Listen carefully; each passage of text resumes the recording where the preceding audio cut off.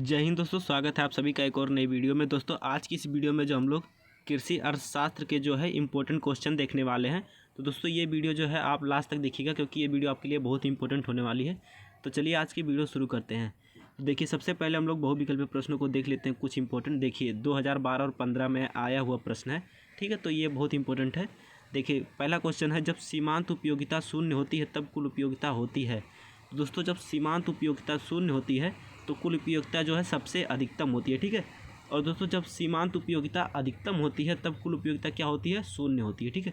दोनों एक दूसरे के विपरीत हैं क्योंकि जब सीमांत उपयोगिता शून्य रहेगी तब कुल उपयोगिता दोस्तों एकदम अधिकतम हो जाएगी, लेकिन जब सीमांत उपयोगिता अधिकतम हो जाएगी तब कुल उपयोगिता क्या होगी? शून्य होगी, ठीक है। कुल उपयोगिता क्या होगी? शून्य होगी। दोनों दोस्तों एक दूसरे के विपरीत प्रश्न है, ठीक है। अब देखिए जब सीमांत तुष्टि गुण घटता है तो कुल तुष्टि गुण दोस्तों बढ़ती दर से बढ़ता है, ठीक है। जब सीमांत तुष्टि गुण घटता है तो कुल तुष्टि गुण क्या है? बढ़ती दर से बढ़ता है, ठीक है। अब देखिए जब कुल उपयोगिता अधिकतम होती है तब सीमांत उपयोगिता होती है। तो देखिए जब कुल उपयोगिता अधिकतम होती है तब सीमांत उपयोगिता क्या होती है? शून्य होती है, ठीक है। अब दोस्तों जो नेक्स्ट क्वेश्चन है, उपभोग में वृद्धि के साथ कुल उपयोगिता बढ़ती है। उपभोग में जब वृद्धि की जाएगी दोस्तों तो कुल जो उपयोगिता है वो अपने आप बढ़ जाएगी, ठीक है। उपभोग में जब वृद्धि की जाएगी तो कुल उपयोगिता क्या होगी? बढ़ जाएगी। अब दोस्तों जो नेक्स्ट क्वेश्चन है, सीमांत उपयोगिता की परिभाषा लिखिए। तो दोस्तों सीमांत उपयोगिता की परिभाषा जो है सैमुअल्सन के शब्दों में हम लोग देख लेते हैं कि सैमुअल्सन ने जो है सीमांत उपयोगिता को किस प्रकार परिभाषित किया। देखिए सीमांत उपयोगिता दोस्तों उस अतिरिक्त उपयोगिता की सूचक है जो वस्तु की अंतिम इकाई से प्राप्त होती है। सीमांत उपयोगिता जो है उस अतिरिक्त उपयोगिता की सूचक है जो वस्तु की अंतिम इकाई से प्राप्त होती है, ठीक है। तो ये जो है सीमांत उपयोगिता का परिभाषा है। आप इसको चाहे तो स्क्रीनशॉट ले सकते हैं क्योंकि ये बहुत इंपॉर्टेंट प्रश्न है। 2011, 12, 15, 19 4 साल आया हुआ है, ठीक है। तो 20 में जो है 22 में जो है संभावना बन सकती है कि आ सकता है। अब देखिए जो नेक्स्ट क्वेश्चन है, उपयोगिता क्या है। तो दोस्तों उपयोगिता से आशय किसी वस्तु की मानवीय आवश्यकताओं को संतुष्ट करने की शक्ति से होता है। अब दोस्तों उपयोगिता का मतलब ये है कि आप किस तरह से जो है किसी मनुष्य के जो है आवश्यकता को संतुष्ट करते हैं, ठीक है। उसी से जो है आपका उपयोगिता है, उपयोगिता का आशय है, ठीक है। उपयोगिता मतलब यही होता है कि आप किसी मनुष्य के जो है आवश्यकताओं को किस तरह से संतुष्ट करते हैं, तो वही जो है आपका उपयोगिता है।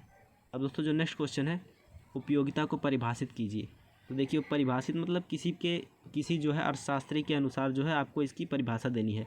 तो उपयोगिता को जो है प्रोफेसर पेंसन के अनुसार जो है परिभाषा दिया हुआ है, ठीक है। तो उपयोगिता जो है उत्पादन से अभिप्राय मानव आवश्यकताओं को संतुष्ट करने की योग्यता या शक्ति में वृद्धि करने से है, ना कि किसी वस्तु के निर्माण में।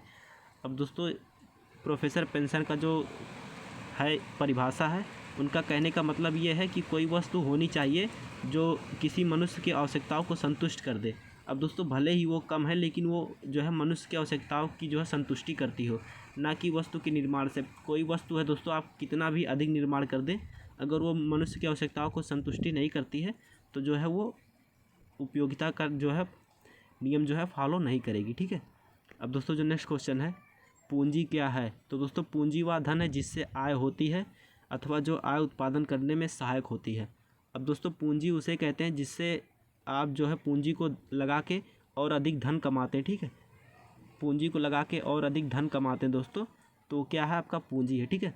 पूंजी वह धन है जिससे आय होती है, आय मतलब कमाई होती है, ठीक है, अथवा जो आय उत्पादन करने में सहायक होता है। अब दोस्तों जैसे आपके पास पैसा है, ठीक है, आपके पास पैसा है तो वो आपकी पूंजी नहीं है, ठीक है। पैसा पूंजी नहीं है। अब देखिए पैसे से आप दोस्तों जो है घर बनवाते हैं, ठीक है।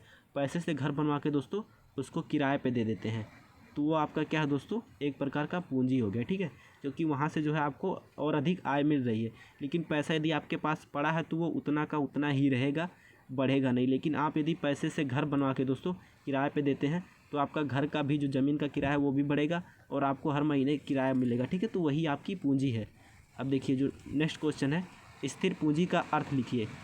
तो दोस्तों वह पूंजी जो उत्पादन कार्य में अनेक प्रकार प्रयोग की जा सकती है तथा अस्थायी एवं टिकाऊ होती है उसे स्थिर पूंजी कहते हैं, जैसे भवन, फैक्ट्री, मशीनें, मोटरें आदि, ठीक है। तो स्थिर पूंजी का मतलब वो होता है कि जो आपको लंबे समय तक जो है आपको जो है उत्पादन कार्य करके आपको उससे जो लाभ मिले, ठीक है। अब दोस्तों पूंजी दो प्रकार की होती है, एक स्थिर पूंजी होती है, एक जो है कार्यशील पूंजी होती है, ठीक है। अब देखिए, जो वह पूंजी जो उत्पादन में अनेक प्रकार से प्रयोग की जा सकती है तथा स्थायी एवं टिकाऊ होती है उसे स्थिर पूंजी कहते हैं, जैसे भवन, फैक्ट्री, मशीनें, मोटरें आदि। अब दोस्तों जो नेक्स्ट क्वेश्चन है उसको देख लेते हैं। कृषि में पूंजी के 2 महत्व बताइए। तो देखिए दोस्तों, पूंजी मतलब जो है, अभी आपको मैंने बताया, एक प्रकार से आप उसको जो है रुपया कह सकते हैं, लेकिन वो पूंजी नहीं है, ठीक है। पूंजी की सहायता से कृषि उपकरण प्राप्त होते हैं। कृषि उपकरण मतलब जो किसान जो जिस प्रकार की मशीनें प्रयोग करते हैं, जैसे ट्रैक्टर हो गया, ठीक है। तो ये सभी क्या है दोस्तों, कृषि उपकरण है, ठीक है। ये सभी क्या है, कृषि उपकरण है। तो पूंजी की सहायता से कृषि उपकरण प्राप्त होते हैं। पूंजी की सहायता से जो है साख का सृजन यानी कि साख का निर्माण होता है, ठीक है। अब दोस्तों जो नेक्स्ट क्वेश्चन है, विनिमय की परिभाषा लिखिए। विनिमय से आप क्या समझते हैं, दोनों एक ही चीज़ें हैं, ठीक है। विनिमय की परिभाषा लिखना है, तो प्रोफेसर मार्शल ने जो है विनिमय की परिभाषा दी है और सबसे सटीक परिभाषा जो है इन्हीं की मानी जाती है, ठीक है। तो 2 पक्षों के मध्य, ठीक है, 2 पक्षों के मध्य धन का, ऐच्छिक माने इच्छा से, ठीक है, ऐच्छिक माने इच्छा से, वैधानिक माने जिसको जो है कानूनी रूप से, ठीक है, कानूनी रूप से जो है मान्य हो, ठीक है, उसको वैधानिक बोलते हैं। वह पारस्परिक हस्तांतरण विनिमय कहलाता है। अब दोस्तों विनिमय 2 वस्तुओं का आदान प्रदान जो है 2 व्यक्तियों के बीच में होता है। जैसे पहले के समय में होता था, किसी के पास जूता है, ठीक है, मान लीजिए कोई जूता बेच रहा है और कोई उसे ख़रीदना चाहता है, किसान है, ठीक है। तो वो क्या करेगा, उसे गेहूँ देगा और गेहूँ के बदले जो है जूता लेगा। तो दोनों को आपस में आदान प्रदान हो रहा है और इसमें दोनों का जो दोनों व्यक्ति की है वो इच्छा है, ठीक है, इच्छा है, दोनों अपनी इच्छा से कर रहे हैं। और वैधानिक का मतलब यही है कि ये सरकार के द्वारा जो है इसमें कोई रोक टोक नहीं है। अब जैसे कुछ लोग चरस गांजा का जो है डील करने लगते हैं, तो वो थोड़ी ना जो है विनिमय हुआ, क्योंकि वो कानूनी रूप से जो है खिलाफ है, ठीक है, कानून के खिलाफ है। तो वही यहाँ पे जो है मार्शल ने कहा था कि वो ऐच्छिक होना चाहिए, वैधानिक होना चाहिए और पारस्परिक हस्तांतरण होना चाहिए, वही क्या है, विनिमय कहलाता है। अब दोस्तों जो नेक्स्ट क्वेश्चन है, विनिमय के 2 लाभ बताइए, ठीक है। तो विनिमय के 2 लाभ क्या हैं दोस्तों, प्राकृतिक धनों का उपयोग।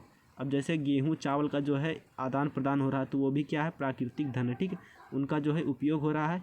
आवश्यक वस्तुओं की प्राप्ति, किसी को जूता खरीदना है, किसी को चप्पल खरीदना है, ठीक है, तो उसे अपने आवश्यक वस्तु जो है मिल जाते हैं। लेकिन अभी के समय में विनिमय जो है दूसरे रूप में प्रयोग होता है, ठीक है, क्योंकि अब गेहूँ चावल का जो है बहुत कम उपयोग किया जाता है। पहले के समय विनिमय का जो है प्रयोग अधिक होता था। अब देखिए, वस्तु विनिमय का अर्थ लिखिए, वस्तु विनिमय क्या है। तो एक वस्तु से दूसरी वस्तु के प्रत्यक्ष विनिमय को ही वस्तु विनिमय कहते हैं। अब एक वस्तु से दूसरी वस्तु को जो है आमने सामने से जो है विनिमय किया जाता है, उसे ही क्या कहते हैं, वस्तु विनिमय कहते हैं। अब दोस्तों जो नेक्स्ट क्वेश्चन है, बाजार को परिभाषित कीजिए। तो देखिए, प्रोफेसर एली के अनुसार हम लोग देख लेते हैं। बाजार का अर्थ हम उस क्षेत्र से लगाते हैं जिसमें किसी वस्तु विशेष की कीमत का निर्धारण करने की शक्तियाँ कार्यशील होती हैं, ठीक है। अब बाज़ार में दोस्तों वो शक्ति होती है कि वो किसी वस्तु का जो है एक जो कीमत है वो निश्चित कर दे, ठीक है, क्योंकि बाज़ार में जो है लगभग आपको सभी दुकानों पे जो है एक तरह के जो प्राइस में है सामान आपको मिलते हैं। तो वही जो है एली का कहना है कि बाज़ार का अर्थ हम उस क्षेत्र से लगाते हैं जिसमें किसी वस्तु विशेष की कीमत का निर्धारण करने की शक्तियाँ कार्यशील होती हैं। अब दोस्तों जो नेक्स्ट क्वेश्चन है, साख से आप क्या समझते हैं। तो दोस्तों साख से तात्पर्य ऋण लौटाने अथवा भुगतान करने की क्षमता में जो विश्वास होता है उससे होता है, ठीक है। साख से तात्पर्य ऋण लौटाने अथवा भुगतान करने की क्षमता में जो है विश्वास से होता है। अब दोस्तों जो नेक्स्ट क्वेश्चन है उसको देख लेते हैं।